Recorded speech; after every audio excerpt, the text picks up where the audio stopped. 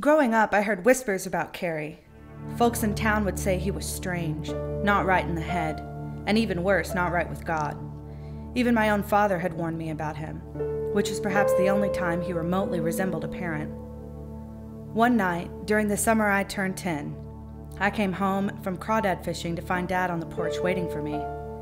"Davy, I seen you down at that freak's yard today. You best stay away from that house, you hear me, boy?" I nodded, and then tried to kick over his tall boy beer as I went inside. Carrie always seemed harmless to me. When I'd pass by his house, he'd give me a kind of nod before shyly casting his eyes to the ground, or wave me over to help him unload stuff. He always paid me, too. When my father died later that summer, Carrie was the only person in the whole town who offered to take me in, and though I was scared, I was grateful. It's been 7 years since I first moved in with Carrie, and while I'll agree he has some strange habits, I still want to believe he's harmless. "I'm going on a dig tonight, Davy, and I need you to run to the store for some flowers after supper," Carrie said. My stomach churned as I swallowed down a mouthful of green bean casserole. "All right. Will you sign my progress report before you go? I can't go on senior skip day if it's not signed." He looked down at me. For a second, I thought he could see my insides struggling with thoughts I wanted so much to push out of my mind. There's an awful lot you can look past when you love someone. "You bring that English grade up?" he asked. I looked away and concentrated on the beads of condensation swelling on the sides of my tea glass. "I got a B now." He studied my face and then turned his eyes towards his shaking hands.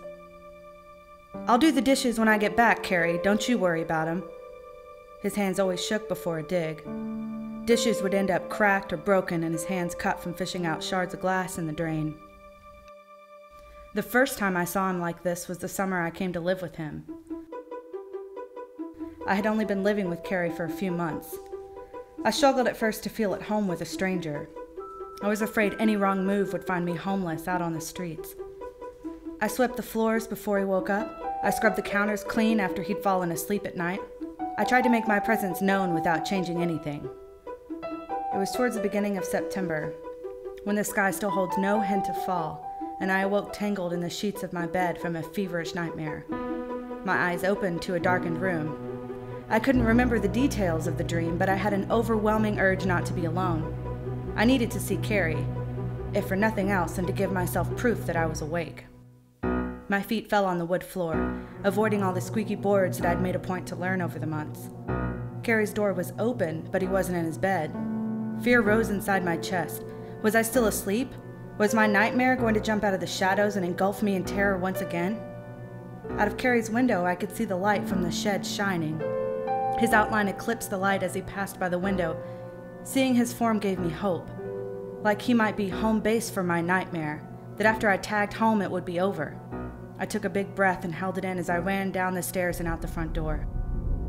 The dewy grass made the bottom of my pajamas wet, and I could feel the dirt gumming between my toes as I approached the barn. I opened the shed door only a crack before I stopped, and saw Carrie on his knees, sobbing and praying. I wanted to run to him, but he stood up quickly and wiped his eyes. He walked to the work table, and I saw a man lying on it. He was completely motionless as Carrie draped a handkerchief over his face.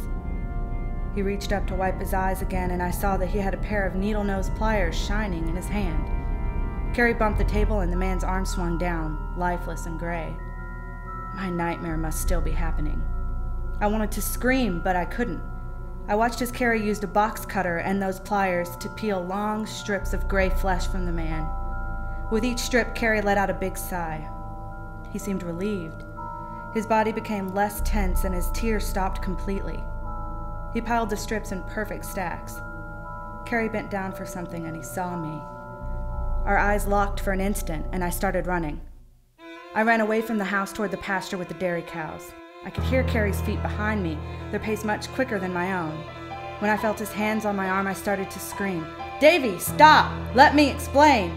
Carrie said. "Let me go, please!" He fell to his knees, pinning my thrashing arms to my sides. "Davy, I'm so sorry you had to see that. I'm just so sorry." Tears were welling up in his eyes. I could feel tears falling down my face, too. I stopped struggling. "Why did you do that?" I asked. "I need you to know that I did not kill that man. I swear on my life. He died a few days ago. I would never kill another living thing." I lay on the wet grass, thinking about all that I'd seen and heard. Could what Carrie did really be all that bad? The man was already dead, so he couldn't feel any more pain. And Carrie did good things for people that were still living. He took me in, didn't he? He gave old Mrs. Kendall all the milk she needed, and he helped her with things around the house as she needed it. "I had a nightmare," I said, changing the subject. "I was scared and came looking for you." And in that moment, I chose to completely ignore this part of Carrie. And it was easy, at first. He only went on a dig a few times a year. But as the years went by, the space between digs grew smaller and smaller, and I could no longer ignore his frequent requests for flowers, which he'd put on the graves once he reburied his temporary confessors. Watching the shed light flip on in the middle of the night now brought a sense of resentment instead of the unwavering forgiveness it once did.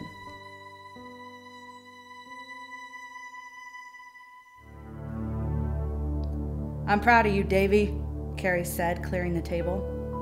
"Grab some money out of my wallet and hurry on to the store. I need those flowers here pretty quick. Drop this milk off at old Mrs. Kendall's too, please. I forgot to do it this afternoon." I nodded. "I want a glass first, though. I spilled our milk this morning and I've been craving some all day," I said. Carrie grabbed the milk jug from me. "No, that's not for us. Don't drink her milk. It's a gift. Leave it be. Go milk a cow yourself when you get home if you want some." I'd never seen Carrie so stern-looking.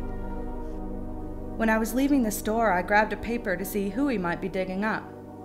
I flipped to the obituaries, but it was empty.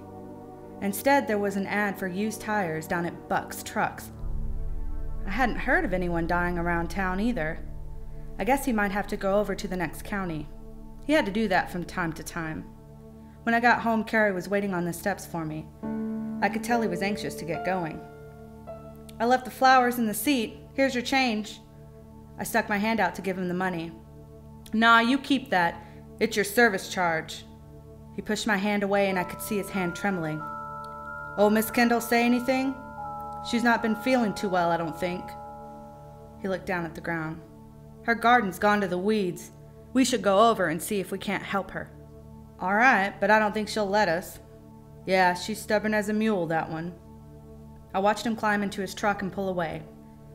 The night was cool and the house was hot, so I decided to go for a walk. Up ahead, I could see the flowers I bought for Carrie lying on the side of the road, gleaming in the moonlight. They must have fallen out of the truck, I thought to myself. Carrie has never in all of these years changed his routine. I scooped them up and walked back towards the shed. Leaning up against the shed was Carrie's shovel, the same shovel he uses on every dig.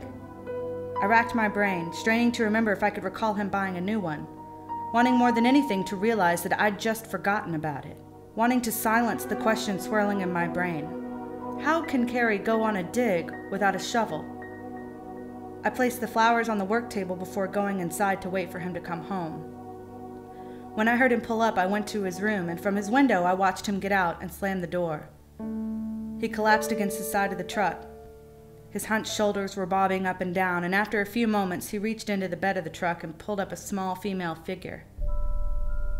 I stepped away from his window and sat on the edge of his bed. "I guess Mrs. Kendall won't need our milk anymore,"